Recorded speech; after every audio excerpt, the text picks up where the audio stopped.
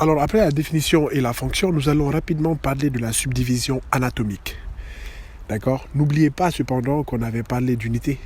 Et c'est pas parce qu'on la subdivise qu'elle n'est pas cette unité. C'est juste pour en faciliter les études. Bon. Donc, ce système nerveux est divisé en système nerveux central, d'accord? Parce qu'il est central. Et en système nerveux périphérique, parce que c'est périphérique.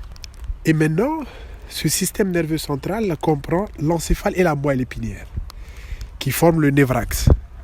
Mais c'est quoi ce névrax-là? Le névrax, en fait, ce n'est rien d'autre, encore une fois, que le système nerveux central, d'accord?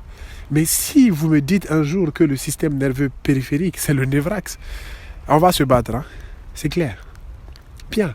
À quoi sert ce système nerveux central? En fait, c'est lui qui est le centre de régulation et d'intégration qu'on avait vu dans la définition. Et c'est lui qui permet d'interpréter l'information sensorielle qui lui parvient. Et après, il va élaborer des réponses motrices en fonction de l'expérience et tout ce qui va avec. Très bien. Maintenant, cette encéphale-là, elle comprend quoi? Elle va comprendre juste 2 hémisphères cérébraux, d'accord, qui font partie du télencéphale qu'on verra après.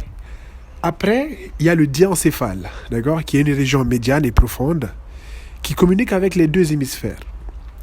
C'est quoi le diencéphale? Ou qu'est-ce qui compose plutôt le diencéphale? Vous allez voir que c'est le thalamus, l'hypothalamus, la post-hypophyse, l'épithalamus, etc. On verra tout ça, ne vous inquiétez pas.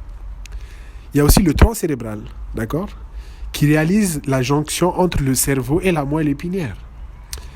Elle va donner naissance aux nerfs crâniens. On verra par la suite, même si ce n'est pas tous les nerfs crâniens. Après, il y a le cervelet, d'accord, qui est juste en arrière du tronc cérébral. D'accord? Voilà. C'est tout pour l'encéphale. Et maintenant, il y a la moelle épinière. D'accord? Qui est la moelle épinière? D'accord? C'est un long cordon blanc. On verra aussi qu'il n'est pas aussi blanc que ça. Donc, il va donner naissance au nerf rachidien. D'accord? Maintenant qu'on a vu le système nerveux central, on passe au système nerveux périphérique. On va voir que ce système nerveux périphérique est formé, d'accord, par les nerfs rachidiens et les nerfs crâniens. Déjà, avant d'aller loin, c'est quoi un nerf? Déjà, c'est un regroupement d'axones. C'est quoi un axone? En fait, c'est une partie, d'accord, d'un neurone. Et on verra par la suite que la plupart des corps cellulaires de ces neurones-là vont se retrouver dans les ganglions. Et comme je vous l'ai dit, le système nerveux périphérique n'est qu'une continuité du système nerveux central. D'accord? Il ne faut pas le diviser. Genre le système nerveux périphérique d'un côté, le système nerveux central d'un autre. Non. C'est une continuité. D'accord? Une unité. Donc ces nerfs rachidiens, comme son nom l'indique, la rachidien, c'est le rachis. D'accord? C'est des nerfs qui vont sortir du rachis.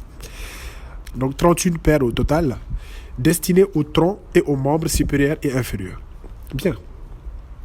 Alors que les nerfs crâniens, cette fois-ci qui sortent du crâne, d'accord, vont être issus, d'accord, du tronc cérébral et du cerveau qui vont se les partager. 12 paires de nerfs crâniens au total qu'on verra par la suite, d'accord, innervant l'extrémité céphalique. Est-ce que c'est bon? Nice.